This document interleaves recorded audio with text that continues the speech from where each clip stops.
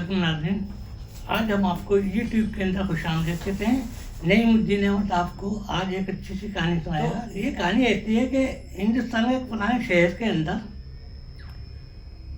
ठाकुर और एक उसकी पत्नी, दोनों मेरी बीवी होते हैं। बड़े खुशहाली से रहते हैं, बहुत पैसे वाले होते हैं, उनकी ज़मीन वगैरह भी होती है, उनके खेती बाड़ी का काम भी चलता है वहाँ पे। लेकिन वहाँ एक चीज़ की कमी होती है, लोगों को बड़ी तकलीफ परेशानी होती है। तो दोनों बीवी सोचते हैं कि भाई ये ऐसे क्या परेशानी है, लोगों को बेचारे जो काफ़ी दूर दूर जाते हैं। तो उसकी पत्नी जो होती है, पत्नी कहती है ऐसा करते हैं, ये जो है ना अपने ये मैं मालूमात करती हूँ, गांव के लोगों से मालूम करती है। तो कहती है यहाँ पे हमारे यहाँ मंदिर नहीं है, तो हमें अपनी पूजा पाठ के लिए हमें बहुत दूर जाना पड़ता है। तो आके फिर वो ठाकुर साहब को बताती है कि यहाँ पे जो है ना हमें मंदिर बनाने चाहिए ज़मीन के ऊपर, चाहे जितना पैसा खर्चा हो, लोग दूर दूर जाते हैं, इस तरह हमें भगवान सवाब भी देगा और अच्छा भी हो जाएगा। तो ठाकुर कहता है हाँ, पर जैसे आप कहो पति, ठीक है। वो अपनी बीवी की बात मान लेता है और वो एक ज़मीन के हिस्से के ऊपर बहुत अच्छा खूबसूरत सा मंदिर बना देता है। मंदिर को बनाने के बाद फिर लोगों को सिलेक्ट करता है कि भाई मंदिर के रखवाली का और एक पंडित जो होता है पुजारी, एक उसको रखता है और एक जो उसकी रखवाली करेगा, देखभाली करेगा, नौकर। ये दोनों पंडित और जो है नौकर, ये दोनों को मुलाजिम रख लेता है वो, जो एक सफाई करता है पूरी उसकी, और एक जो है पूजा पाठ की तैयारी करवाता है लोगों से, खैर और दुआएं वगैरह पढ़वाता है। अब वो धीरे धीरे मंदिर में लोग आना शुरू हो जाते हैं, करीब होते तो खुश हो जाते हैं इस तरह से, और वो अपनी पूजा पाठ वहाँ पे आके शुरू कर देते हैं। अब देखते देखते बड़ा रश होने लगता है वहाँ पे, खूब पूजा पाठ होती है ये वो।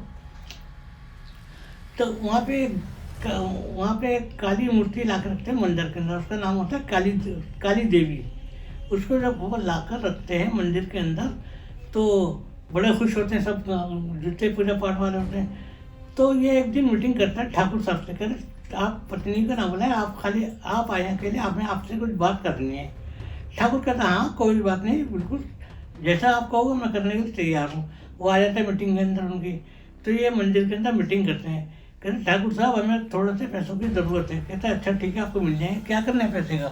कहता है ऐसा है, हमारी काली देवी जो आई है, जो लोग पूरे के लिए आते हैं, मगर ये जो है ना भेंट के अंदर खून मांगती है, इंसानी खून, किसी बच्चे का हो या किसी का भी हो, खून मांगती है भेंट के अंदर। तो कहते ये तो बड़ा मुश्किल है, ये काम आप हमें छोड़ दीजिए, आप हमें बस 7 लाख रुपए दे दीजिए ताकि हम जो है इससे कुछ बच्चे खरीद सकें।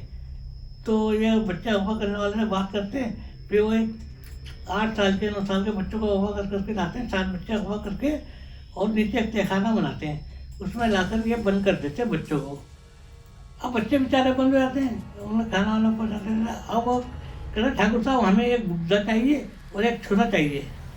तो कहते हैं ठीक है मिल जाएगा आपको, वो भी ला कर दे देते हैं। लेकिन वो वजह नहीं बताता क्या है क्या नहीं है ठाकुर साहब को बेखबर रखते हैं कि उसको हमने क्या करना क्या नहीं करना। चलो अब इस तरह आई गई बात हो गई, लोग अपने आ रहे हैं, पूजा पाठ कर रहे हैं, सब कुछ कर रहे हैं। तो एक दिन ठाकुर की भी कहती है ऐसे पूजा पाठ के बाद ये लोग क्या करते हैं, मैं जाके एक दिन चेक करूँगी किसको, पंडित को और ये नौकर को, जो नौकर है पंडित का। ये दो जाती है और जाती है चुपचाप देखती है, तो पंडित साहब में छुरा होता है और दूसरे का हाथ में बुग्धा होता है। अब ये सोचती है छुरे और बुग्धे का क्या काम है इनके रात को। खैर उसे आ जाती है, लेटती है बिस्तर पर, सोच में पड़ जाती है कि बुरे से इसको चेक करना पड़ेगा, मुझे क्या मसला है, क्या मामला क्या है।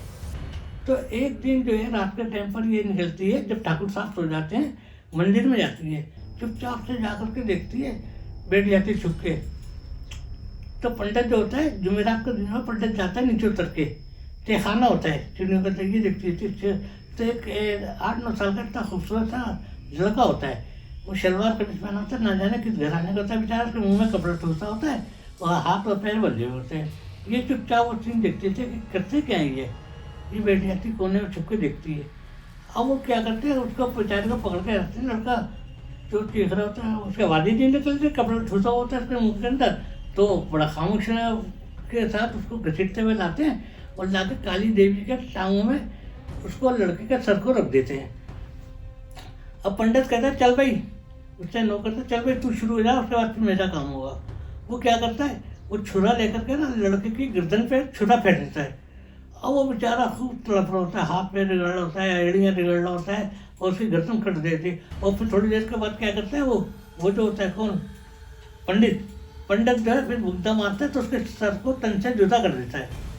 वो तड़पते फिर बेचारा थोड़ी देर में ठंडा होता है। अब जो ठाकुर की बीवी देखती है तो उसके रोंगटे खड़े हो जाते हैं और वो बेहोशी होने लगती है। अपने आप को संभालती है, वो किसी को पता नहीं चलता।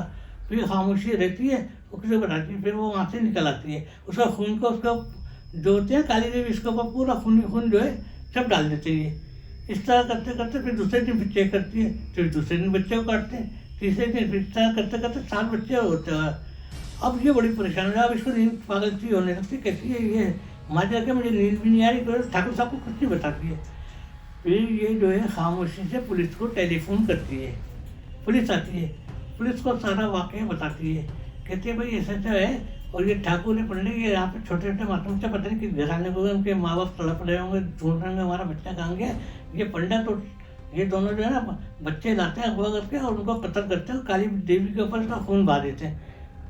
कहते हैं ये तो यार बड़े कत्ल की बात है। मैं वो पुलिस वाले चेक करते हैं, फिर उनको पंडित को दोनों गिरफ्तार कर लेते हैं। अब गिरफ्तार करके जब उनको डंडे मारने पड़ती है ना, तो फिर वो उगलते हैं, फिर वो बताते हैं वो बच्चों की लाशें कहाँ हैं। तो बच्चों की लाशें जो है फिर वहाँ से बरामद करती है पुलिस, उन दोनों को पकड़ लेती है। उन दोनों गिरफ्तार करने के बाद फिर अदालत में मुकदमा चलता है और मंदिर को सील कर देती है। वो मंदिर जो होते हैं ना उसको सील कर देती है। उसको गिरफ्तार करने के बाद फिर उसे अदालत में पेश करती है, किसका, पंडित को और नौकर को, दोनों को अदालत में पेश करती है। फिर चैलेंज जब पेश कर देती है अदालत के अंदर, तो अदालत उनको जो है सजाए मौत दे देती है दोनों को। लेकिन वो अपील करते हैं हाई कोर्ट के अंदर ये वो, तो खैर उसको सजाए मौत को उम्र कैद में तब्दील कर जाता है। इस तरह से उनको 25 साल की सजा हो जाती है। और उसके बाद पुलिस जो है मंदिर को सील करती है। तो ये हमारी मुख्तसर की कहानी थी। नईमुद्दीन अहमद आपसे जाता चाहता है यूट्यूब के अंदर। अल्लाह हाफिज़।